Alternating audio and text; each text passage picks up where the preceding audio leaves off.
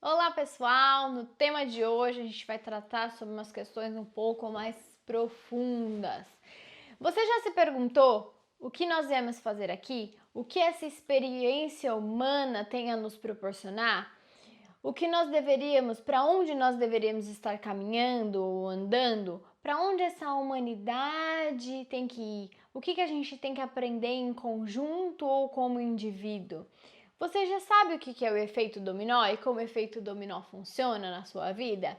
Se você tem curiosidade sobre esses temas, envolvendo a experiência humana e a espiritualidade e nossa Terra, nossa esfera, nosso universo interno como um todo, vem comigo que eu vou tentar te explicar um pouco mais. Mas antes disso, já deixa o seu like aqui embaixo se você gosta desse tipo de tema. Ativa o sininho para as notificações e curte o nosso canal. Comenta aqui embaixo o que você está achando. E vem comigo para o tema de hoje.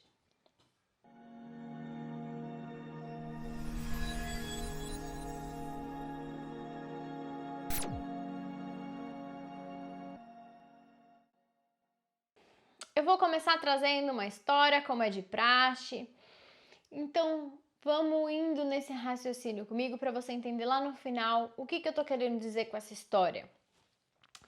Existia um rato que ele caminhava numa fazenda e quando ele estava caminhando, ele chegou a ver um fazendeiro armando uma ratoeira para pegar ele, para pegar o rato.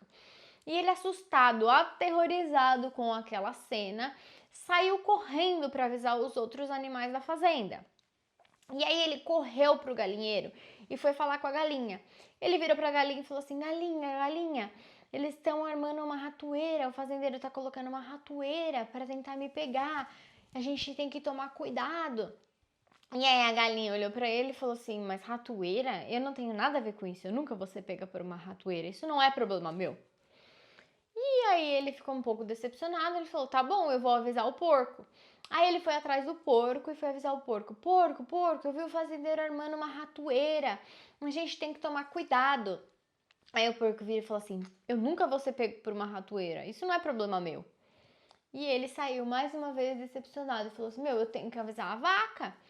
E aí ele foi correndo pra vaca e falou: vaca, vaca, o fazendeiro tá armando uma ratoeira, eu vi, a gente tem que tomar cuidado. Aí a vaca olha e fala assim: você só pode estar brincando, isso não é problema meu, eu não tenho nada a ver com isso. Ele já saiu um pouco bem decepcionado, enfim, deixou essa história um pouco pra lá. E aí, naquele mesmo dia, já à noite, a mulher do fazendeiro vai até o celeiro onde tinha armado aquela ratoeira para ver se tinha pego o rato. E aí, quando ela chega lá, tava bem escuro e ela andando no celeiro, ela pisa bem numa cobra, uma cobra venenosa. E quando aquela cobra pica aquela mulher, ela fica muito doente. E aí, o fazendeiro, preocupado que ela estava muito doente, ele pensa: uma pessoa doente precisa de uma canja. Então eu vou fazer uma canja. Ele foi até o galinheiro, pegou a galinha e matou a galinha para fazer a canja, porque um doente precisa de canja. E aí deu a canja para a mulher dele, para tentar se recuperar. Mas ainda assim, ela estava adoentada, ela estava um pouco mal, e aí os dias iam se passando, ela estava muito ruim. E aí os amigos, parentes e vizinhos, preocupados com o estado de saúde dela, começaram a vir até a fazenda para visitá-la. E aí começam a chegar muitos amigos, muitos parentes, e o fazendeiro pensa: eu não tenho comida para servir toda essa gente, eu vou ter que fazer alguma coisa. Eu já sei, eu vou matar o porco. E aí ele vai lá, pega o porco e mata o porco para servir para todo aquele pessoal. E aí, passando mais alguns dias, ela vai ficando mais adoentada até que ela chega a falecer. Ela falece, a mulher do fazendeiro morre, e aí eles fazem um velório. E no velório, muitas pessoas são convidadas para dar aquele último adeus e se despedir. E aí, muitas pessoas começam a ir até a fazenda, ainda mais pessoas do que sabiam que ela estava doente agora ao falecimento. E aí, com toda aquela gente ali, o fazendeiro começa a ficar desesperado. O que eu vou fazer para alimentar toda essa gente? E quem que ele lembra? Da vaca. Ele vai lá e mata a vaca para servir todas aquelas pessoas. E aí, no final de tudo isso, todas as pessoas alimentadas, o que essa história quer dizer pra gente? Que o rato saiu ileso. Não, não é isso. Muitas vezes a pessoa que tenta alertar sai sim ilesa, mas nem sempre. O que eu quero deixar com um pensamento, uma reflexão com vocês nessa história é o seguinte: todo mundo ou muitas pessoas podem pensar, isso não é problema meu, né? Eu vivo no Brasil e o que aconteceu foi nos Estados Unidos. Eu vivo na Austrália, o que aconteceu foi no Brasil. Eu não tenho nada a ver com isso, eu não vivo lá, isso não vai me atingir. E cada vez mais vai aparecendo situações que vai mostrando pra gente que tudo tá conectado, né? Muitas vezes, como aqueles animais da fazenda, cada um achava que ele tinha sua própria vida, o seu espaço, o seu ambiente, eles se consideravam individuais. Um não tinha nada a ver com o outro, eles não tinham ligação entre si. Mas na verdade, eles não enxergavam toda a conexão de estar no mesmo ambiente. O que eu quero falar aqui é que nós pertencemos a uma humanidade. Nós somos indivíduos vivendo uma experiência humana, mas não significa que nós não estejamos conectados, que as coisas não aconteçam interligadas. Um exemplo disso é um incêndio que teve há um tempo atrás aqui na Austrália, onde a fumaça do incêndio, que durou muitos dias, se não me engano meses, essa fumaça chegou a ir até o Brasil. Os restícios dessa fumaça, dessa queima, chegaram a ter sintomas respiratórios de pessoas no Brasil. Então veja como as coisas migram, como as coisas se movimentam, como tudo está interligado. Outro exemplo disso é um documentário, se eu não me engano o nome é The Earth, que vem mostrar pra gente como essa sincronicidade que acontece. E um dos exemplos que me marcou muito foi os grãos de areia do deserto, como o vento leva eles até a floresta amazônica, e quando eles entram na terra da floresta amazônica, eles adubam aquela terra para florescer novas vegetações. Então perceba algo que é do outro lado, como afeta a natureza. E aí você pode se perguntar, mas é só na natureza que isso acontece? Como isso acontece com a gente de fato? E aí eu quero trazer um outro exemplo para vocês. Vamos supor que um político que tem a função de administração de verba de algumas escolas, ele resolve cortar pela metade o salário dos professores daquele estado, daquele município. Os professores desmotivados por aquele corte de salário, pela falta de valorização, resolvem não ir dar aula por vários dias ou por várias semanas. Ou dar aquela aula bem capenga, desmotivado. E aí os alunos, de certa forma, sentem isso e começam a ter dificuldades escolares, começa a não ter o acompanhamento devido como o coleguinha de outra escola ou de um outro município esteja tendo. Então ele começa a se sentir inferiorizado, ele começa a se sentir mal, ele começa a ter dificuldade de aprendizado, ele começa a ficar um pouco para trás no ensinamento, pode até chegar a reprovar. E aí quando ele chega em casa, triste, cabisbaixo, chateado, se sentindo mal, ele relata isso para os pais. E aí os pais se sentindo impotentes com essa situação, eles acabam ficando, às vezes, perdendo uma noite de sono, preocupados, pensando se vai ter que trocar o menino ou a menina de escola ou não. E aí eles ficam com aquela noite mal dormida, e aí no dia seguinte eles acordam para ir trabalhar. E aí vamos supor que o pai acorda para ir trabalhar, chateado com aquela situação, pensativo, não queria ter visto o filho dele triste por causa de tudo isso, e a dificuldade, não sabe o que fazer. Às vezes até nem tem condições de pagar um ensino, um reforço, um professor particular, ou mudar de escola naquele momento. E aí ele tem um dia péssimo no trabalho, ele não rende no trabalho, sempre com aquela preocupação.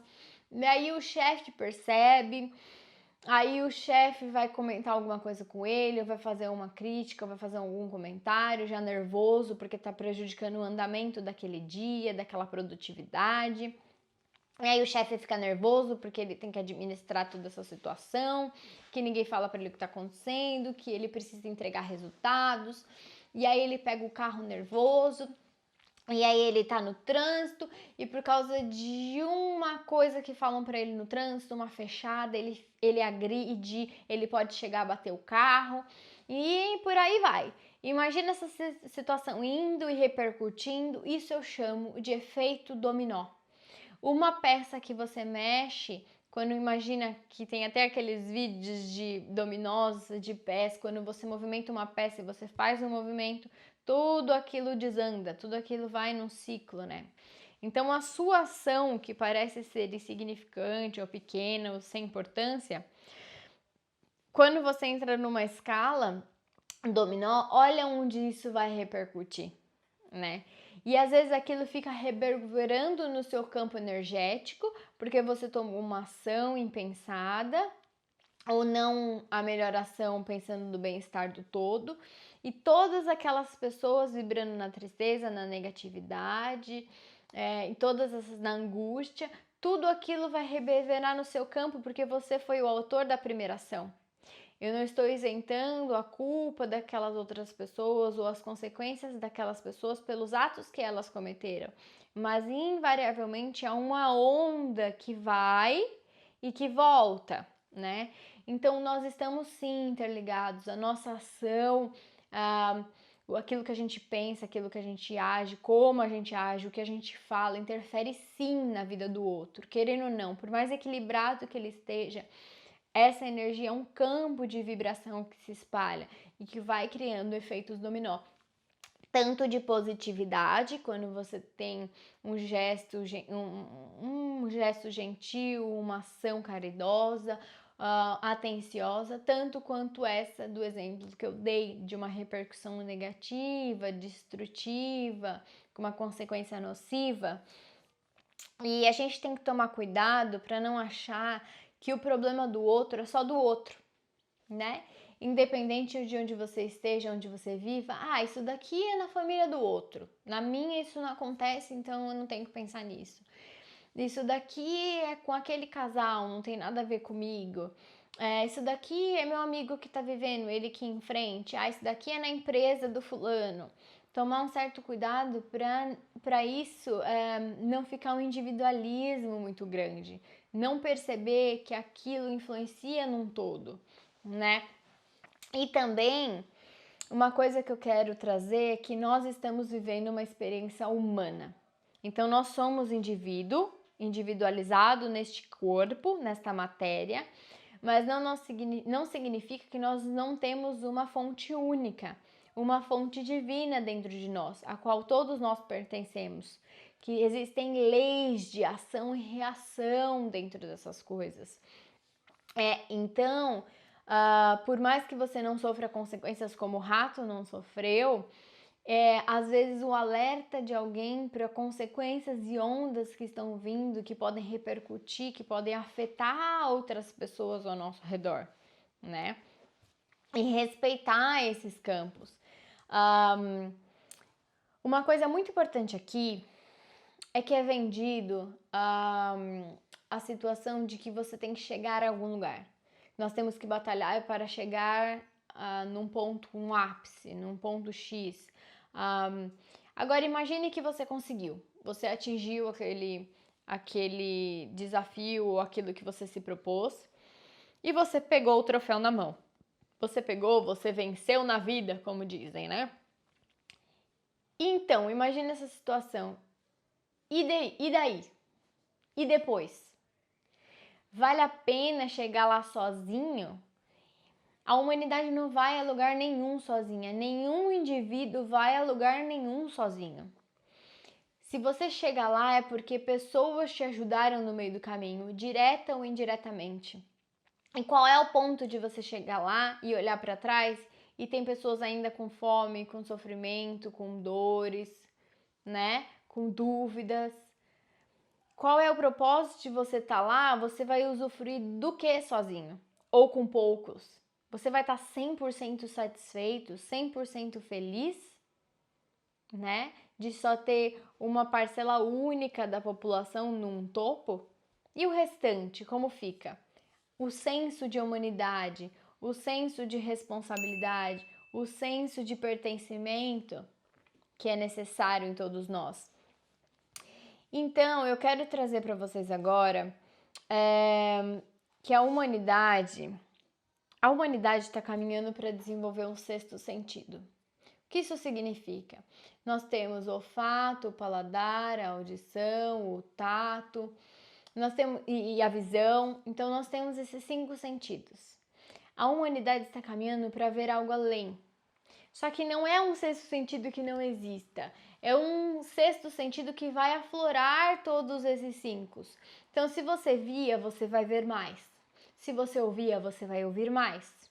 Se você sentia, você vai sentir mais. E por aí vai. Se você tinha o seu olfato aguçado, você vai sentir outras tonalidades. Isso é o sexto sentido. Para quê? Para perceber o outro. Para notar o outro. Para sentir a dor, a felicidade, a alegria e perceber que tudo que vai e volta. Se o outro não está feliz, é impossível você ficar 100% feliz, né?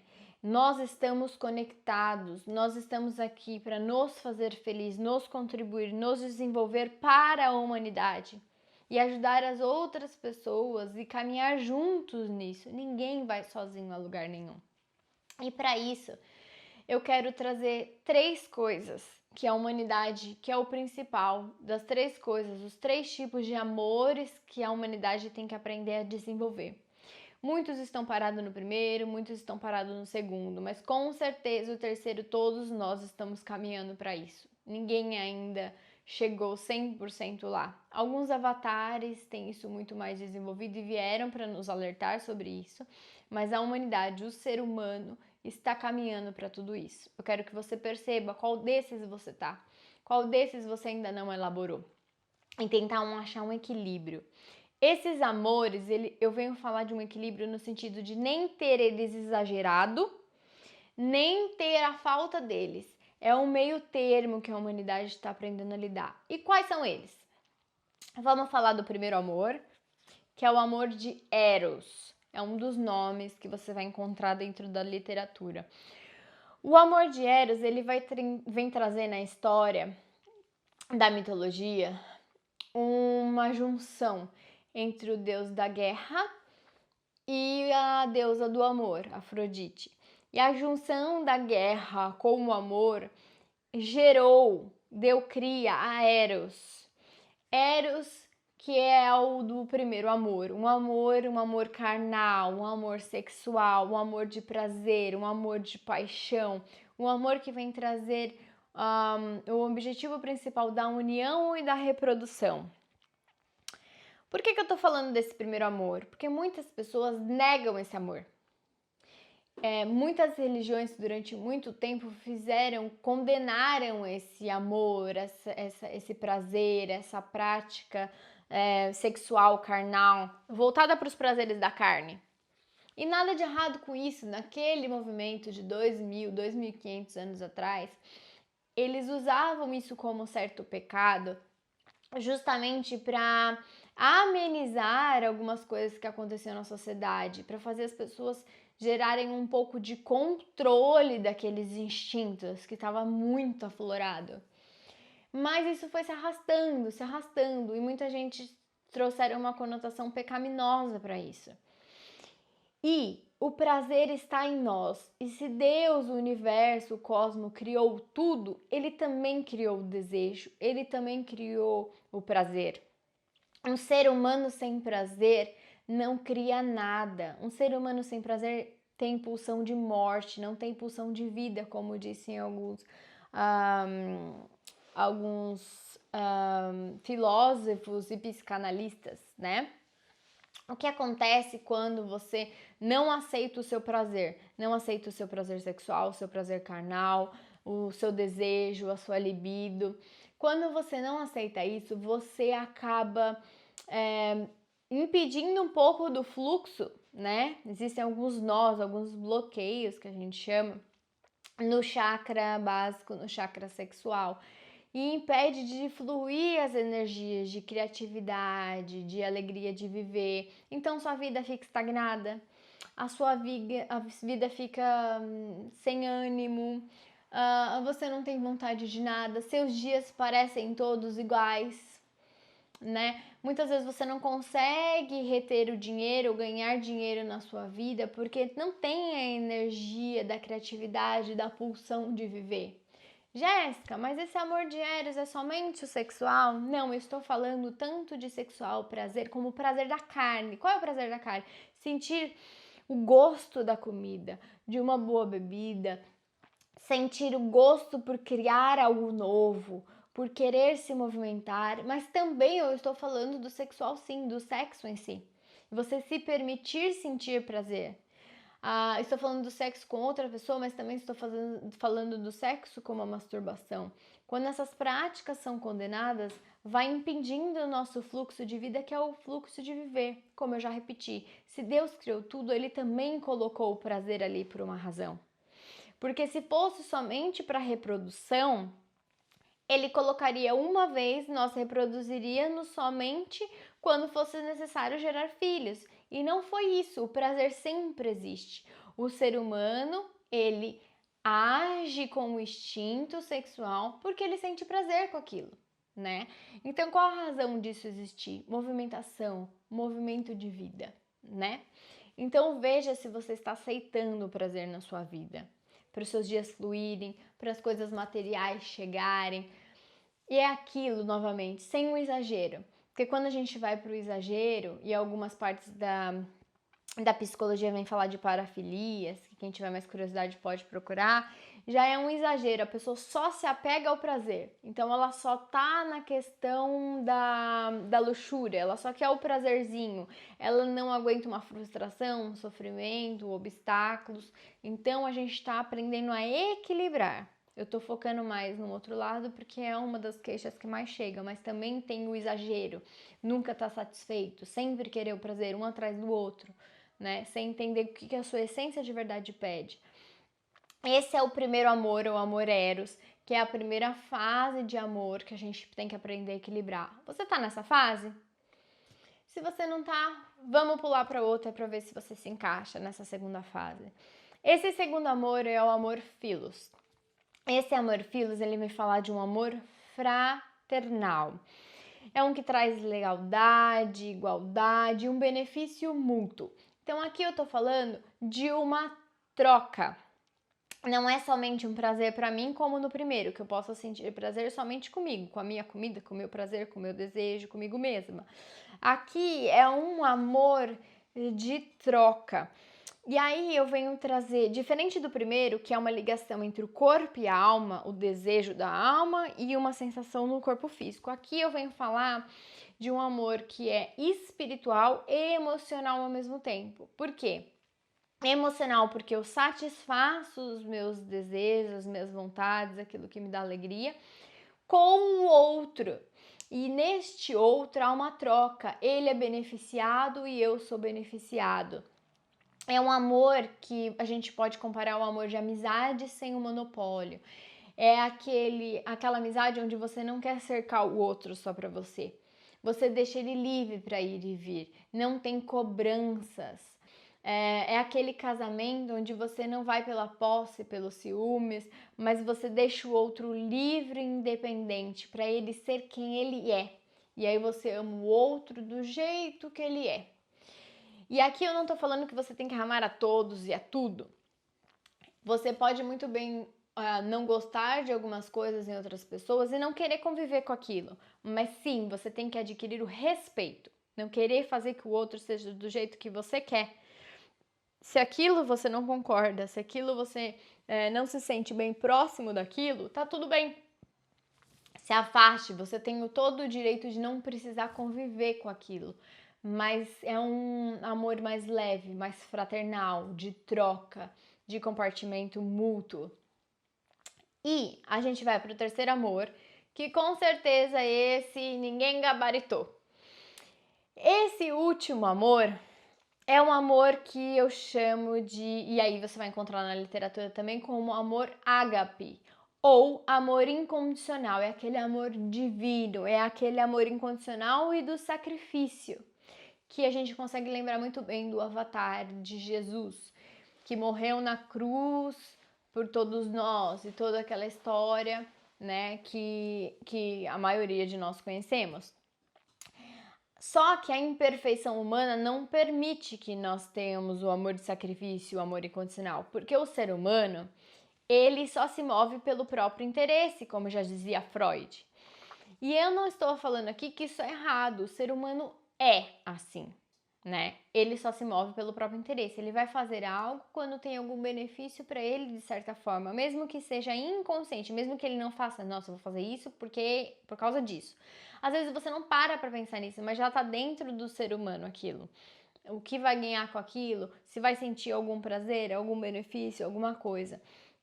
Só que esse amor ágape, incondicional, de sacrifício, ele vem falar de um respeito, de uma admiração profunda. É aquele amo porque amo. Por que você ama? Porque eu amo. Mas não tem nenhuma razão, nenhum motivo? Não, eu amo porque eu amo. E se fosse diferente, eu continuaria amando. É aquele amor que muitos católicos, até evangélicos, budistas, várias religiões trazem, que é aquele Deus supremo, aquela energia cósmica que ama todos os seus filhos independente do que eles tenham feito. É um amor que perdoa, é um amor que acolhe, né? É um amor sem interesses. Ele não quer nada em troca. E a gente ainda tem uma certa dificuldade de trabalhar dentro desse amor, mas é onde a humanidade está tentando caminhar, passando pelo primeiro amor, aceitando o prazer, aceitando o desejo, aceitando todas essas questões. O segundo amor, passando por uma troca mais liberta, uma troca onde as duas pessoas, as duas partes ou mais se beneficiam daquele contato, daquela convivência, daqueles aprendizados, daqueles erros. É um senso de comunidade maior. E o terceiro, aquele incondicional, que não tem barreiras nenhuma, que é muito difícil até da gente conseguir explicar. Como você explica o amor? O amor pleno.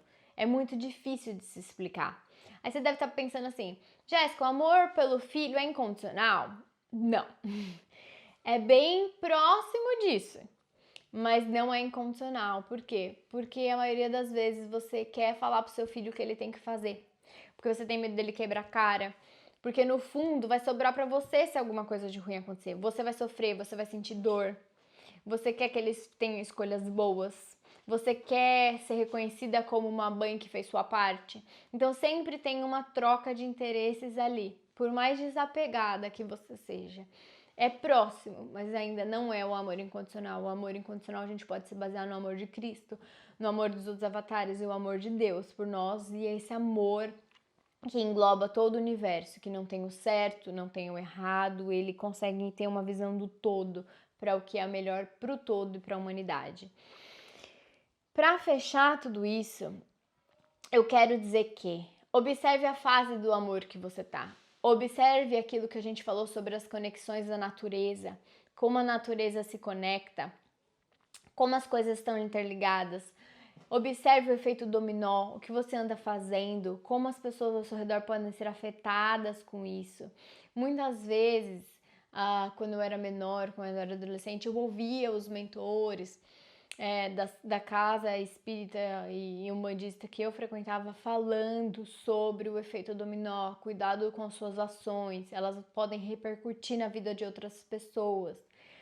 Muitas vezes você não está passando por isso nesse momento, mas pode ser que um dia você precise dessa mensagem, um dia você entenda. E antes de fazer alguma coisa, lembre do efeito dominó, recue, pense, analise como vai afetar as pessoas ao seu redor. Se o efeito dominó já foi lançado, se você já fez, se já repercutiu, aprenda com isso. Não cometa os mesmos erros. Peça desculpa, corrija, mude a postura. Veja como tem um efeito dominó positivo na vida das pessoas, né? Observe que nós estamos desenvolvendo o sexto sentido. Muitas vezes você acorda com uma tristeza, uma angústia, que não aconteceu nada para você estar sentindo aquela tristeza, aquela angústia. Quem sabe você já não está desenvolvendo o sexto sentido de sentir o outro, alguém ao seu redor que esteja passando por aquela situação, aquele sentimento, alguém do outro lado do mundo que você esteja conectando. Existem milhares de possibilidades e nós vamos aprendendo a caminhar sobre isso. E eu ainda vou trazer mais vídeos explicando esse sexto sentido, mediunidade, campo energético, campo filogenético. Existem milhares de nomes para uma mesma coisa. Eu ainda vou explorar esse campo. Observe os amores. Não vá para os extremos do excesso e não deixe faltar. Observe qual você está, aceite, organize, olhe para dentro e caminhe dentro desse processo. Faça parte dessa humanidade que precisa desenvolver o chakra cardíaco, que é o chakra do amor, que é o chakra que nós ainda estamos desenvolvendo hoje, que é o mais forte, o mais presente. Questione-se, pergunte-se, envolva-se, aprenda. E assim a gente vai caminhando para uma humanidade cada vez melhor. Não tem como andar para trás. Por mais que as coisas pareçam ruins, difíceis, complicadas, a humanidade está sim caminhando para frente. Olha para trás, olha para 20, para 100 anos atrás, veja se realmente está pior. Veja o quanto nós avançamos, quantas reflexões, debates nós temos levantado. Sim, a humanidade está caminhando para um amor incondicional. Faça parte disso, tá bom? Se você gostou desse vídeo, se deu alguma clareza para você, se você pensar que pode ajudar alguém, envia isso para alguém. Tem uma seta aqui embaixo para você compartilhar. Deixa seu like, curte o canal, tem vários vídeos legais aqui para você se interagir, para você entender o que está acontecendo na sua vida, para você entender como se relacionar melhor. Curte o canal, as nossas mídias sociais. Se você tiver qualquer dúvida, me deixa aqui embaixo. Eu amo responder cada uma das dúvidas. Eu leio todos os comentários. Se você quiser me mandar inbox, eu também vou ler, vou adorar responder. E é isso. E a gente fica até a próxima. Um beijo. Tchau, tchau.